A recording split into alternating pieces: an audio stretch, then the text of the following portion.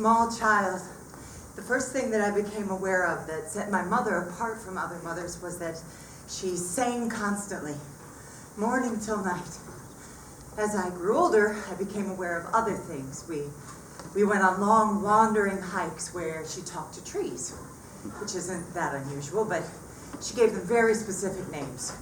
Great-great-grandmother Bernita tree. Great-mother Dora tree.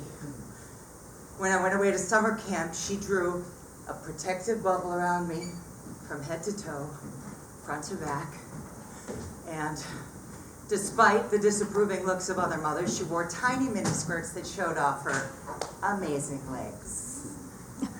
Oh, goodness. She had the quality of a gypsy moth, untethered, hovering. She used to say, I don't know how to be a mother. I know how to be a friend.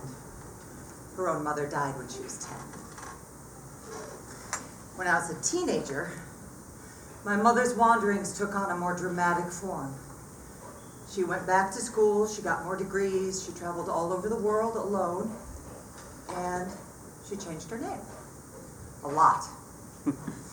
She went from Wilma Jean to Jeannie to Jennifer, from Weber to Cook to Volscheid, and finally Trier.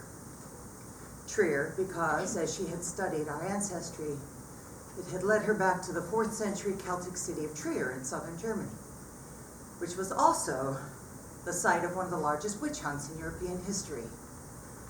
In the 6 years between 1587 and 1587 and 1593, in 22 villages, 368 women were burned at the stake. One village was left with one living woman. And I am haunted by the thought, what happened to the children of all those women? It was very unusual at that time for someone to defend those accused of witchcraft, but a Dutch scholar named Cornelius Loos wrote a manuscript arguing against the madness. He wrote in part, the devil does not take human form. Witches do not cause hailstorms, and the devil does not have sex with humans.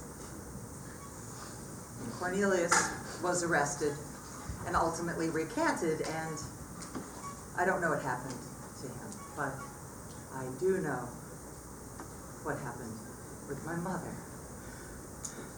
She traveled to Trier, described her thrill as she walked the ancient streets, hearing her footsteps echo off the walls, joining those of her forebears and all the other children who had lost their mothers.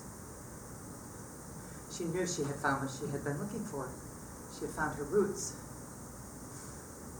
My mother, Jenny Trier, came from witches. And is probably a witch. And I am my mother's daughter. Oh, one more thing. Cornelius also said, and I quote, the aerial flight of witches is false and imaginary. You got that one wrong.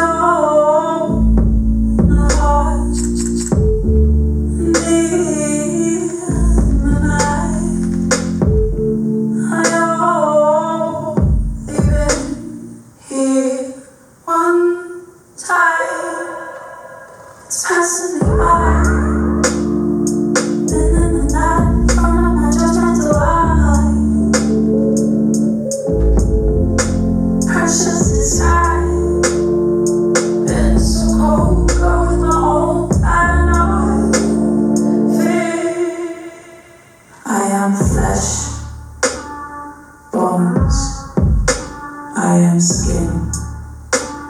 So